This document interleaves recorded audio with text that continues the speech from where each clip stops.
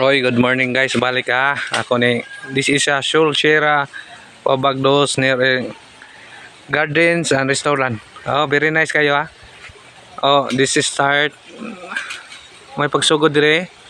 And then, landscape. Wala pa lang sana human ron. Na available restaurant but wala pa may entrance ilang mga garden maybe siguro mga 3 months very nice na. Nanagi kompetensya sa atong mga flower garden diri sa Busay, Cebu City. Ato lang ngari nga side hindi pa kaya maklaro pero ila pa nang adto ampod sa kinatumian og sa Pikas sa Atbang. Ila na guys, dako pa kay ni sa ubos. Ako lang ni i-continue niya guys. Ngari ko daw sa ubos mo ni ilang restaurant.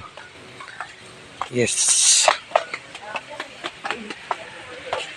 This one, and then atay koi porcel itap koi porcel, yes. And then this one nice pwede sa kuno dire mag wedding. This is restaurant.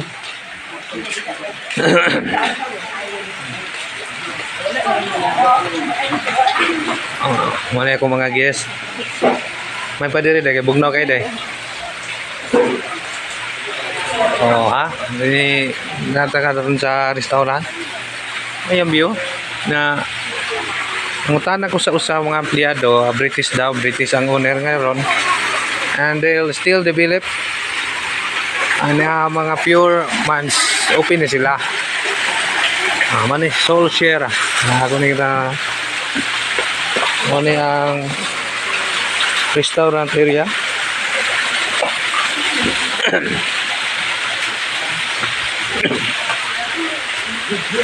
Then restaurant kita sa Atbang ilag po na guys, still develop kung makita ni mo na yung mga flower pero mumbo pa lang.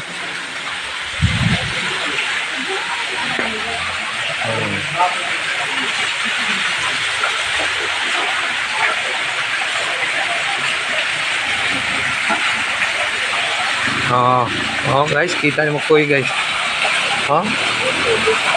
Yes.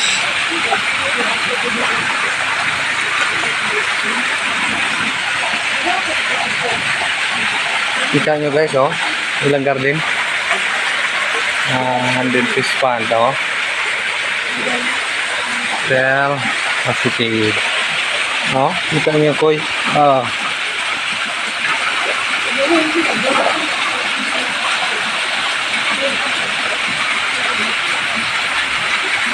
Where's the frog? That's my idol. Look at the frog.